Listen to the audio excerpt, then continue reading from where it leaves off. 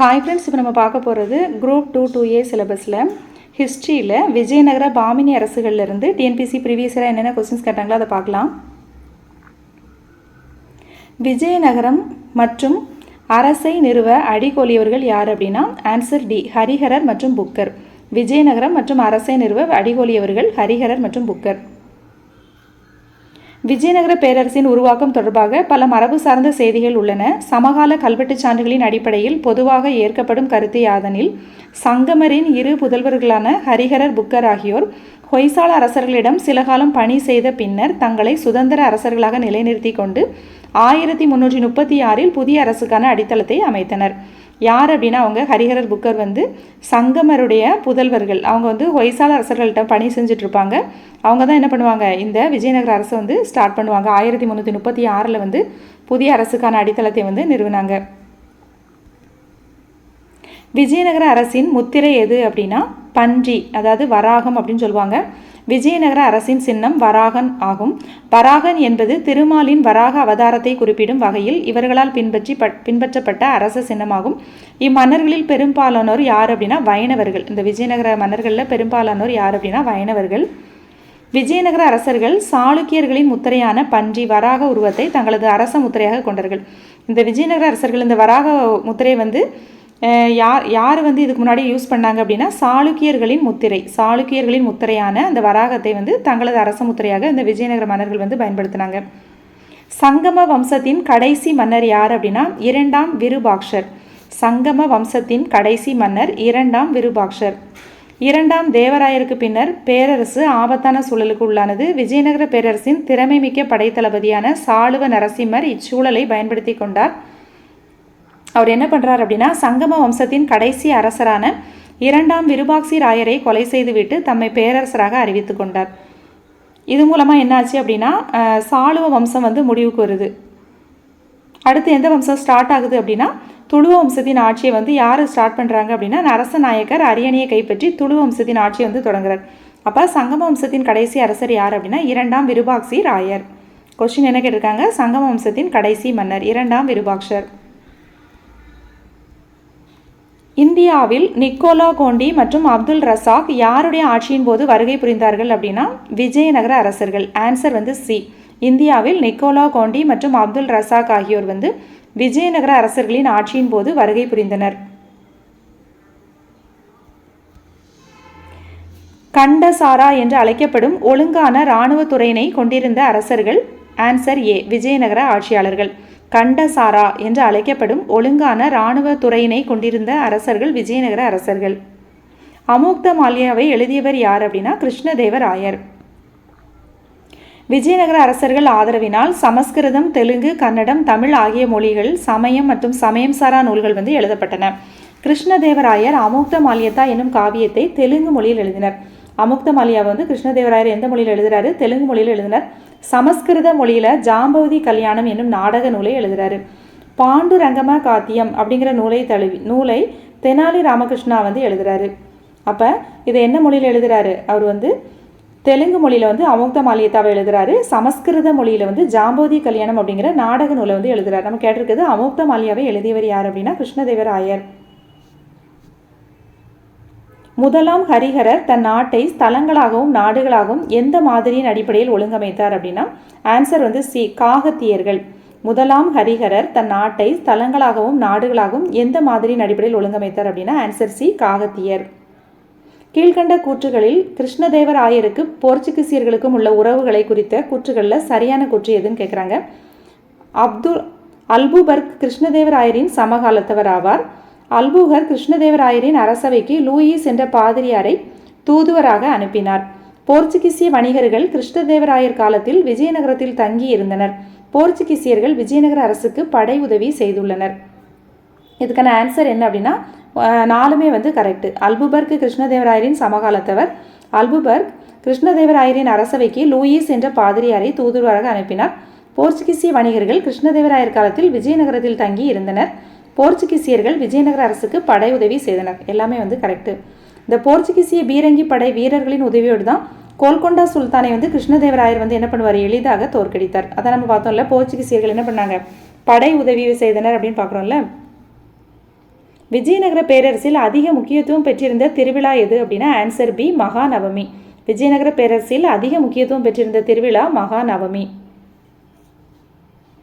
இதில் எல்லா விழாக்களுமே வந்து கொண்டாடியிருப்பாங்க. மகா சிவராத்திரி, தீபாவளி, தசரா இதெல்லாமே இருக்கும். இதில் அதிகமான முக்கியத்துவம் பெற்ற விழா எது அப்படின்னா இதில் கொடுத்துருக்க ஆப்ஷன் படி நமக்கு வந்து மகாநவமி. அடுத்து கீழ்கண்ட கூற்றுகளில் எது சரி? போர்ச்சுகீசியருக்கும் விஜயநகர அரசுக்கும் கிருஷ்ணதேவராயர் காலத்தில் உறவுகள் தொடங்கியது. இரண்டாம் வேக்ஸ்கடர் ஸ்பெயின் மன்னன் இரண்டாம் பிலிப்பிடமிருந்து வாணிப நலன் கடிதங்களை பெற்றார். அடோனியா கேப்ரல் அக்பரை சூரத்தில் சந்தித்தார். அக்பர் இரண்டாம் பிலிப்பிற்கு தூதுக்குழு ஒன்றை அனுப்பி அந்த தூதுக்குழு 1582 போர்ச்சுகலை அடைந்தது. இதில் வந்து கூற்றுகளில் சரியானது எதுன்னு கேட்குறாங்க. இதுக்கு ஆன்சர் வந்து 3 மட்டும் சரி, 1, 2, 4 வந்து தவறு. கிடாப் உர் ரஹியா என்ற நூலின் ஆசிரியர் யார் அப்படின்னா இபின் பாதுதா. கிடாப் உர் ரஹியா என்ற நூலின் ஆசிரியர் யாருன்னா இபின் பாதுதா. அடுத்து விஜயநகர அரசில் எந்த வரி தொழிற்சாலை வரி என்று அழைக்கப்படுகிறது அப்படின்னா ஆன்சர் வந்து டி, அதாவது தறி கடமை மற்றும் செக்கு கடமை. விஜயநகர அரசில் கீழ்கண்ட எந்த வரி தொழிற்சாலை வரி என்று அழைக்கப்படுகிறது அப்படின்னா ஆன்சர் டி, தறி கடமை மற்றும் செக்கு கடமை. விஜயநகரத்து ரோஜா வியாபாரிகளை பற்றி குறிப்பிட்டவர் யார் அப்படின்னா அப்துல் ரசாக். ஆன்சர் பி, விஜயநகரத்து ரோஜா வியாபாரிகளை பற்றி குறிப்பிட்டவர் அப்துல் ரசாக்.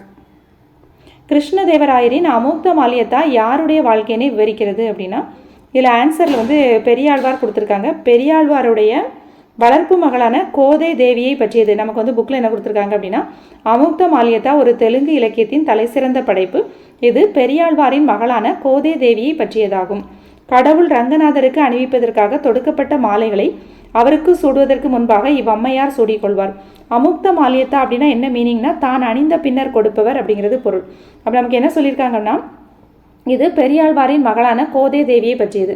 நமக்கு ஆப்ஷனில் வந்து கோதை தேவியே கொடுக்கல, பெரியாழ்வாரின் மகள் அப்படிங்கிறது கூட கொடுக்கல. அதனால் ஆப்ஷனில் பெரியாழ்வாருங்கிறது கொடுத்துருக்காங்க. நமக்கு ஆன்சர் என்ன வரும் அப்படின்னா பெரியாழ்வாரின் மகளான கோதை தேவியை பற்றியது. அமுக்த மால்யதா யாருடைய வாழ்க்கையை விவரிக்கிறது அப்படின்னா பெரியாழ்வாரின் மகளான கோதை தேவியை பற்றியது. ஹம்பி வந்து எந்த நதிக்கரையில் அமைந்துள்ளது அப்படின்னா துங்கபத்ரா நதிக்கரையில் அமைந்துள்ளது. ஹம்பி அப்படிங்கிற இடம் வந்து துங்கபத்ரா நதிக்கரையில் அமைந்துள்ளது.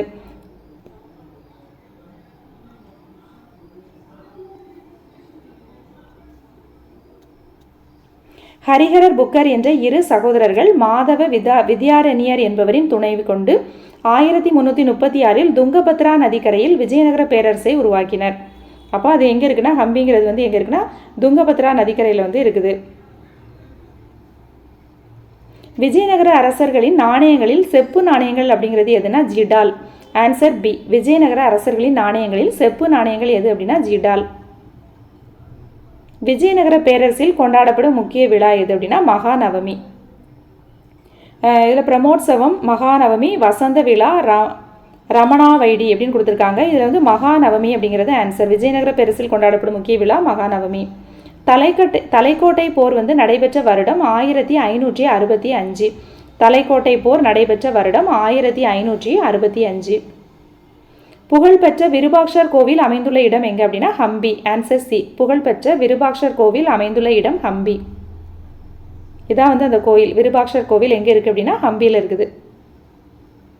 1474ஆம் ஆண்டு இந்தியாவிற்கு வந்த ரஷ்ய பயணி யார் அப்படின்னா நிகிடின்.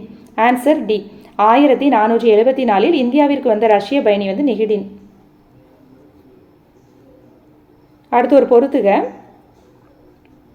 பயணிகள் மற்றும் விஜயநகர ஆட்சியாளர்கள். அப்போ வந்து அதாவது வந்த பயணிகள், அதாவது வெளிநாட்டிலேருந்து வந்த பயணிகள், அப்போ வந்து விஜயநகர ஆட்சியாளர்கள் வந்து யார் இருந்தா அப்படிங்கிறத பார்க்கலாம்.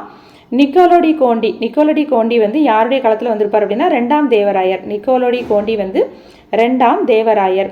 டோமிங்கோ பயஸ் வந்து கிருஷ்ணதேவராயருடைய ஆட்சி காலத்தில் வந்து வந்திருப்பார். டோமிங்கோ பயஸ் வந்து கிருஷ்ணதேவராயருடைய ஆட்சி காலத்தில் வந்தவர்.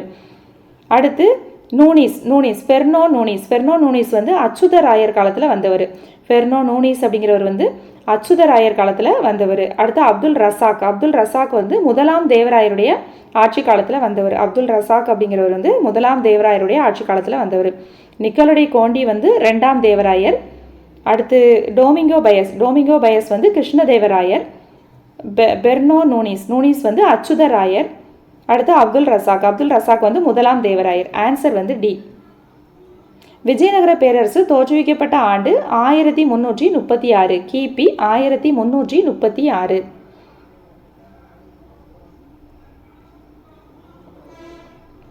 1336 புதிய அரசுக்கான அடித்தளத்தை வந்து யார் அமைக்கிறாங்க? அந்த ஹரிஹரர் புக்கர் வந்து அமைக்கிறாங்க. அப்போ வந்து எப்போ தோற்றுவிக்கப்பட்டது அப்படின்னா விஜயநகர பேரரசு 1336.